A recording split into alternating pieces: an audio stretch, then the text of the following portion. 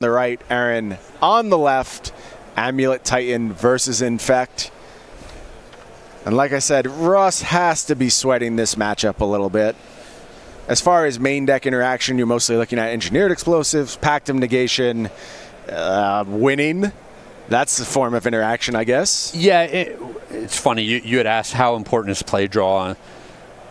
If this is the format where it's just two ships passing in the night. Huge. It's huge in this matchup. Yeah. Both players doing their thing on turn one. Aaron starting off with Glistener Elf. Has that infecting attacker ready to go right off the bat. Meanwhile, on Ross's side, Once Upon a Time.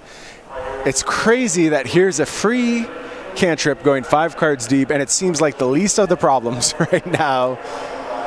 Just do it. It's fine. It is a ridiculous card. Each of these players showing up with Once Upon Their Time in their deck. Yeah, and I love this pickup for Erin Barich. She's correctly identified that this is a huge get for Infect, and I think this is one of these slower adoptions we've seen. The decks that scooped up Once Upon a Time early, it was Amulet Titan, it was Tron. Now maybe we're starting to see a mistake. Neoform, I think another deck that really looked to leverage it very quickly, and not quite as quickly adopting was Infect. But now you see Erin Barich. Think of her as like the master of this archetype. Certainly no one has put up more top-notch results in recent years than Aaron with Infect. She's playing the 4 full copies. And Aaron didn't just like move in real quick here, so I don't think that this is a turn 2 kill, but I can't imagine it's not a setup to be a turn 3 kill. I think Ross has to know almost every time he's going to be dead on turn 3. So I don't know, Craig. I heard this was a turn 4 format. With these two decks that can both kill you on turn 2, staring down each other. Yeah, it's just so important that Ross knows that he needs to get something in front of this elf or get it off of the board, next turn. I am quite sure Ross is aware of the peril he's presently facing.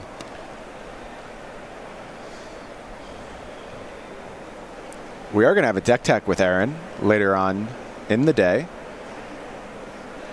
She'll let us know exactly what she was thinking with this particular version of the archetype.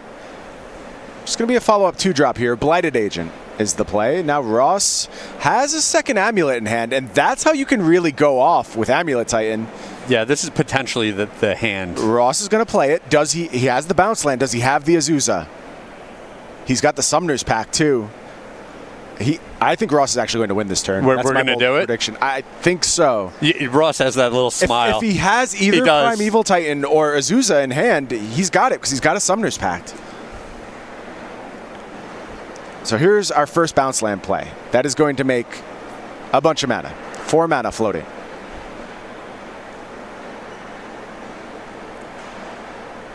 Two and 2. Gonna spend 3 of it. Azusa. Yep. 2 more land drops in the bank. This one's over, Craig. I think you're right. Ross just going through the motions now. Gonna make 8 mana. 4 mana from that first play.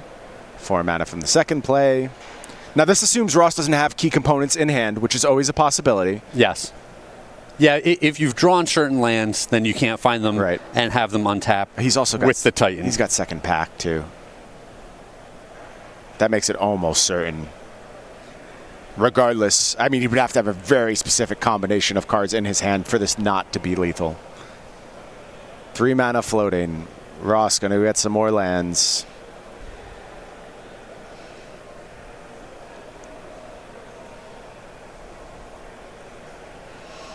If the Slayer's Stronghold is in hand, then he could be foiled, but I don't think it is. I think I've seen it in the deck as he passes through.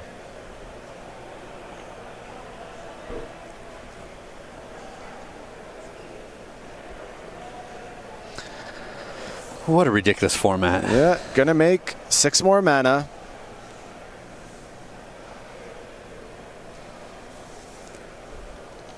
Yeah, it's the Slayer's Stronghold and the Boros Garrison that are the important ones. Yep.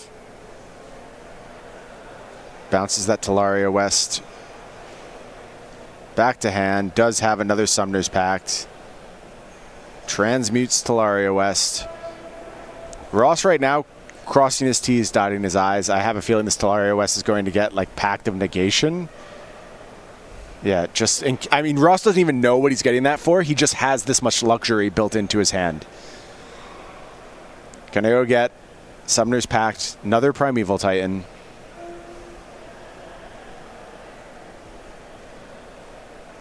There's that Primeval Titan. Gonna go get 2 more lands. It's gonna be Slayer's Stronghold, Boros Garrison.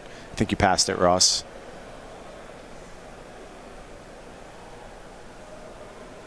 There's the Boros Garrison.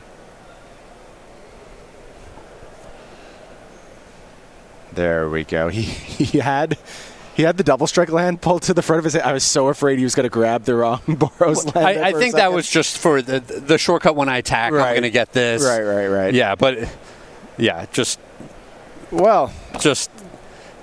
turn 2 kill. He looks very pleased with himself there, doesn't he? Yeah. Who wouldn't, though? Look, I mean, that's the dream. That's why you play Amulet Titan, because you have access to those type of plays. And that's the thing I love about Amulet. I don't want to sit here and gush about Amulet for a half hour, as I often do when we have an Amulet player in the feature match area. But no matter how bad your matchup is, you have that out. And the percentage of those games happen, it's low. I mean, it's gotten better with Once Upon a Time. It's gotten much better with Once Upon a Time. But you always have that out, and it's nice to have when you're facing down one of your toughest matchups and when your back's against the wall. And Ross Merriam now up a game over Aaron Barich. We're going to start over on Aaron's side when we talk about sideboarding. There you see a big innovation. Not only those 4 Once Upon a Time, but 3 Oko, Thief of Crowns in Aaron's sideboard, 3 Veil of Summer, 2 Ceremonious Rejection, 2 Nature's Claim, 2 Spell Pierce, 1 Grafdigger's Cage, 1 Spell Skite, and finally a Distortion Strike. What do you like doing if you're over on Aaron's side? So when you play Infect, it's similar to playing Burn, where you don't want to over sideboard. You want to make sure you're executing your strategy as fast as possible every single game. Mm-hmm. So I wouldn't get too carried away sideboarding here. I think you bring in maybe 2 Spell Pierce, 2 Nature's Claim, and you're taking the Spell Skites out of your main deck, and you maybe shave your worst pump spell, and you go from there. Any interest in the Oko here? Oko is a tough one. Turn 2 Oko, mitigating, especially on the play, mitigating an opponent's turn 1 Amulet, I think is pretty relevant. So it can get Amulet. It's not so exciting against any of the creatures. Right. Because almost all of them have done their damage once it comes down. And Oko costs 3 mana, right, which is, you just saw Aaron lose on turn 2. Yeah. So that's another reason not to have Oko in the deck. Yeah, very true. So I don't think I want Oko in the deck for this matchup. Okay.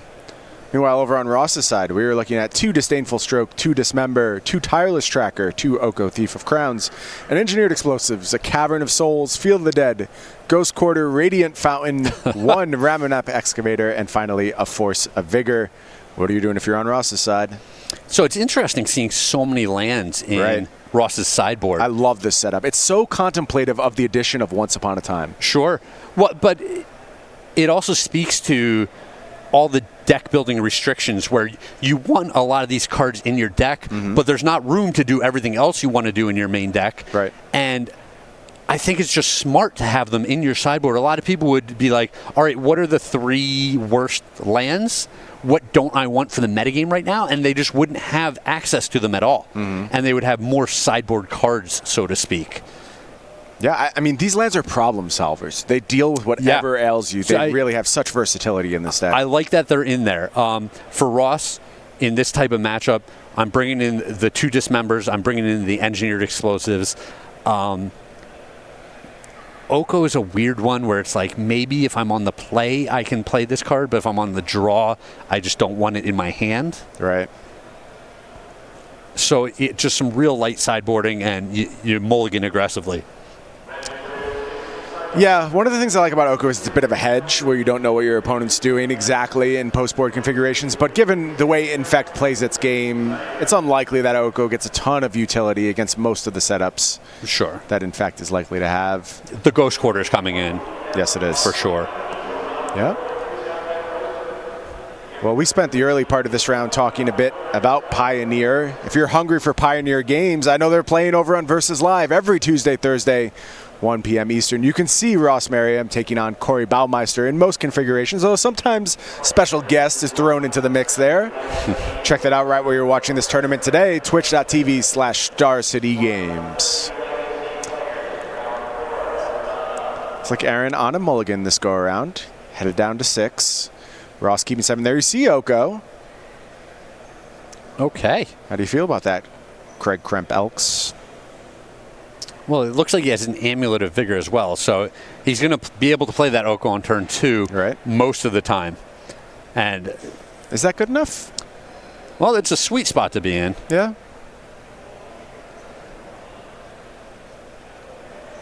Because like I said, I don't think turn 3 Oko is where you want to be in this matchup. Mm-hmm.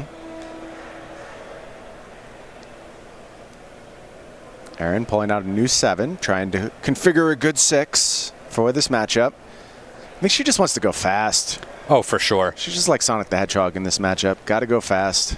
Yeah, obviously you want as many cards as possible when you're trying to put together 10 Infect, but being able to mulligan, especially with the new mulligan rule, is just so nice. You just always end up with interactive hands. You always get to play Magic.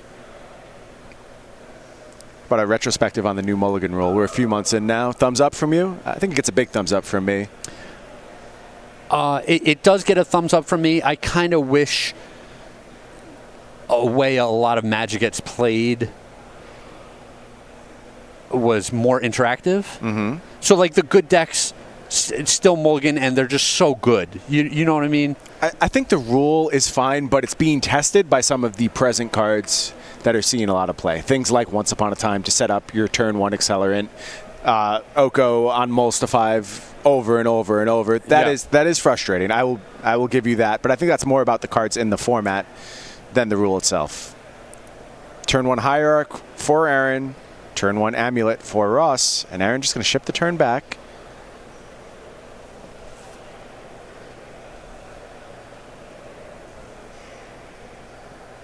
Ross takes his draw trepidatiously. Yeah, I think he was just taking a second to mull over what the opponent could be doing this turn. A little thinking. Knows Aaron is on a mulligan 2-6. So I wouldn't say something like Counter Magic is particularly forecasted here. Could just be a weaker hand.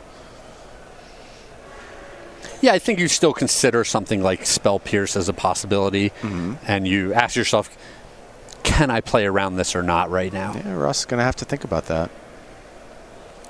Does have access to Oko if he wants to take a shot at it.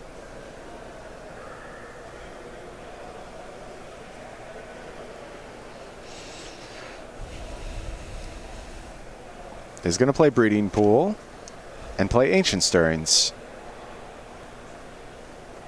Not going to get super aggressive here.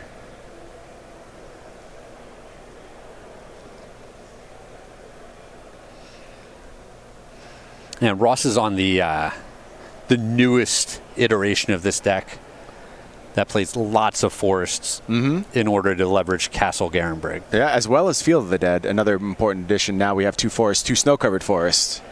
Hate it. Sorry, Craig. Here to stay. How are those 2 different cards? I don't have an answer for you. Blighted Agent is the play from Aaron. You know, if I ask you, what are the 5 different basic lands? Forest, snow-covered forest. Yeah, this is exactly the problem. Mountain, snow-covered mountain. Plains. Wow, you didn't even include a single island in your list. Yeah. You only gave me room for 5. Got him. Backed him into a corner there. Ross with access to 4 mana this turn, potentially. Going to go ahead and play Breeding Pool, or excuse me, play Simic Growth Chamber, bounce Breeding Pool, and now we're going to take a shot at Oko. He says, who you trying to get crazy with, SA? Don't you know I'm Oko? Little Cypress Hill shout out. All the Cypress Hill heads out there. Those still exist? Did you grow up with a lot of Cypress Hill in your life, Brian? I absolutely did. Nice. We're about the same age, Craig. You're telling me Cypress Hill wasn't an important part of your life? Oh, and Aaron's saying, yeah, just going for it here. I've got this. Oko was shut down by a blossoming defense, Vines of Vastwood, and the beats come quick. Ross Merriam soundly thumped by Aaron Barich and Infect. Yeah, and this was my problem with Oko, right? Like, it didn't help him execute his game plan. Did nothing. Did stone nothing. Well, got him killed, in fact. But potentially, it could have burned up one of Aaron's pump spells. The blossoming defense is no longer +2 on Aaron's own turn. Right. But really, so much of the time when that card comes down, Aaron's going to have mana up because she's on the play. Yeah. And she's already deployed her threats, and then she can protect them, etc. No, damage to spare there. Well, if you want to relive this tournament, once it has concluded, just go back, watch all of Craig and I's monologues throughout the day. You can, of course, head over to our YouTube page, youtube.com/StarCityGames. Of course, there's the Versus Live archives there. You see all that stuff. Commander Versus, flashbacks, best of the SCG Tour, and so much more. Subscribe today, youtube.com/StarCityGames. I like to think of us as a team. Yeah, we're an efficient squad, Craig. So we'll call it a dialogue. You left my my Cypress Hill joke out there to just die, so I'm a little upset with you right now. But I am not a big... You really didn't listen to any Cypress Hill? Dr. Green Thumb? Was insane in the brain? That's what that quote is from. Yeah, okay. Well, that's... I'm sorry. Okay. We're going to have to move past this. I don't know. I've seen Cypress Hill in concert multiple times. Wow. Yeah. They were one of the openers for like Rock the Bells Festival down on Randall's Island in New York City. Look at you. Yeah, caught them there. We had different childhoods. This wasn't that long ago, actually. It really should be. Oh, that's This is funny. probably like 2005, 2006. Not that long ago, he says. Well, yeah, time is getting weird for me at this age, right? Only 15 years ago. Well, no, but I wasn't a child at that point. I was like 24 years old at that point. Listen, I was a child in my mid-20s. Okay, no, that's a good point. I will concede that. The fact that I was spending my time at Cypress Hill concerts very much points to the fact that I was still a child. There's some evidence there. Yes.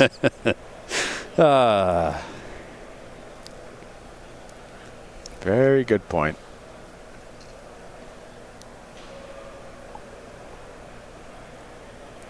Players shuffling up for game 3 here. Ross Merriam says, I'll take one of those turn 2 kills. That was pretty good. Can we do that again?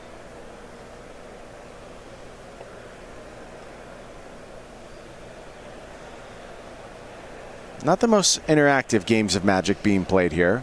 No, they're not, but that's exactly why Aaron showed up with Infect, right? Sure. Like, she wants these types of matchups all the time, even more so against the Wurza decks. Yeah. I think you are exactly right.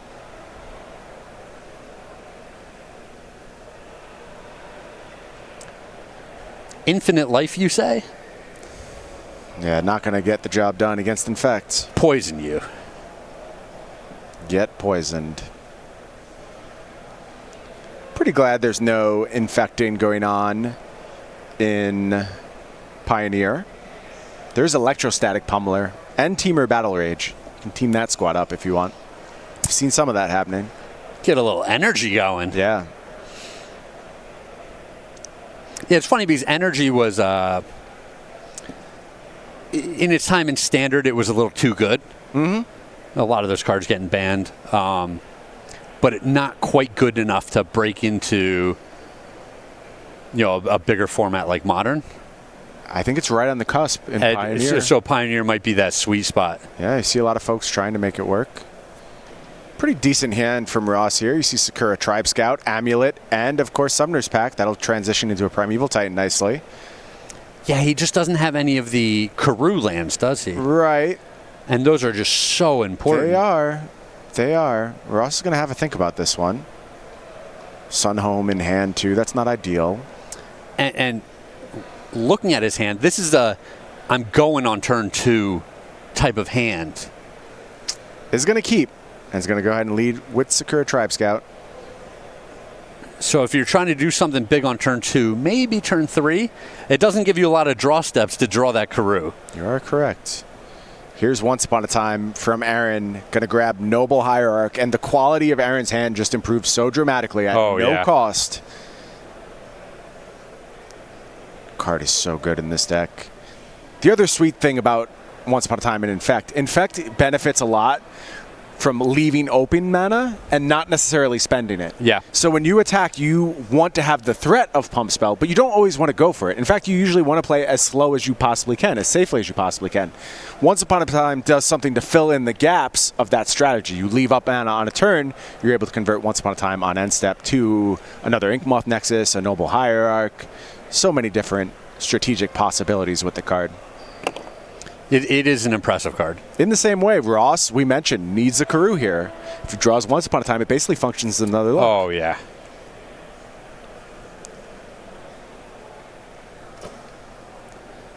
Reason both players picking up 4 copies here. Reason you should get your copies today. Why not go to StarCityGames.com? That was an unplanned ad. We'll squeeze it in. I don't care. Look at you. That's why they pay me the big bucks around here, Craig. Drop ads when you're not even expecting them. Dude, when your Christmas bonus rolls around, I'm going to remind them about this. Right, remember this moment. Oh, geez, 2. Double Amulet, and that means if Ross finds this bounce land, things are going to get out of hand for Aaron real quick.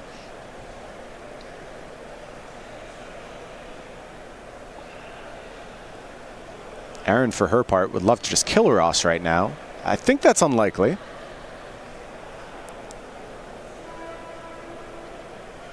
I would go as far as to say it's very unlikely.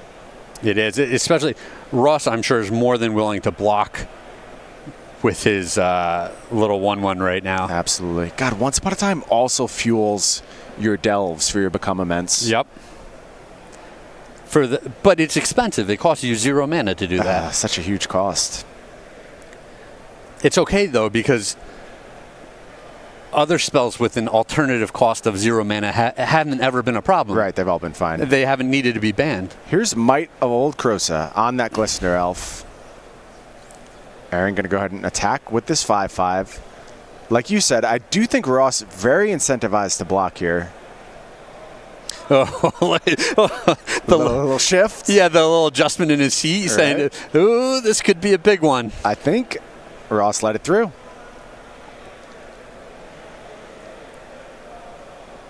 Yeah, it would take 2 spells to get dead there, and one would have to be a free one, Mutagenic Growth. How many copies of Mutagenic Growth? I would assume the full 4. Don't know that, though. Let's take a look here. Is it 0? Is it 0 copies of Mutagenic Growth? It's looking like 0.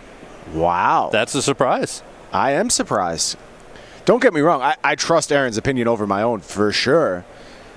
There's a reason she's doing that. But I am surprised.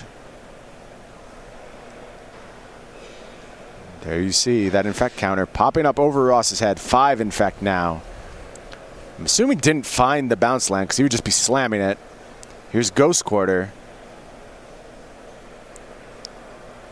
2 cards in hand, 1's a pact. Just passes the turn. Back to Aaron.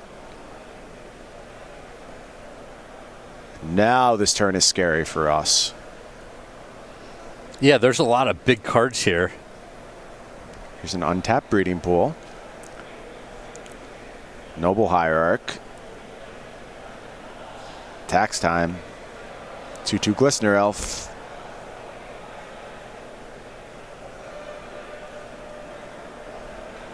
Ross didn't block again? Is that accurate? I saw him reach for the pad. Yeah, we'll find out for sure. It's kind of interesting because, you know, he wasn't dead last turn. There wasn't that extra pump spell last turn. Right. The scenario has changed pretty dramatically, though. Extra mana. It sounds like we're still in the pre-block stage. Okay. Let's not get ahead of ourselves. Ross is having to think, though. I mean, you understand why. That Sakura Tribe Scout be very important to actually killing Aaron should he draw the bounce land on this next turn. What? Would it? Yes, because you probably have to get a rebuy on that Sun home, I'm thinking. Okay, sure. 2, 4, 5, 6. Maybe not. I mean, there might be workarounds, but... I was going to say, he has access to so many lands at this point. Yeah. Depends a lot on what the last card in his hand is. The last unknown. Oh, it's a Dismember. Okay. We're going to fire that one off here. Yeah. And this makes a Karoo that much more important because he, two single, the last card in his hand wasn't a mana. Right. And then he can't draw another mana and still tutor up a Titan and cast it. Right. This is actually one of the rare situations where he wishes Ghost Quarter found a tap land. It's kind of wild. Ross takes a draw here. Maybe a Castle Garenbrig? Yeah, that's what it looked like to me. It is. That is just huge. Has to attempt the Summoner's Pact now. Oh, Aaron, do we have a Spell Pierce? She would slam. Yeah, now's the time. Okay, we're going to fetch. And it's the Spell Pierce. Yeah, that's huge. Yes.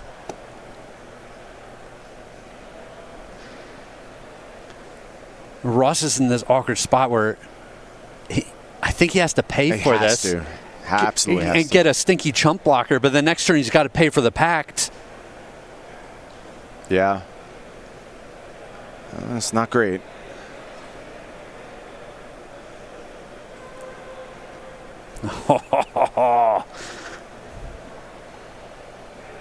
Yeah, love the Spell Pierce here.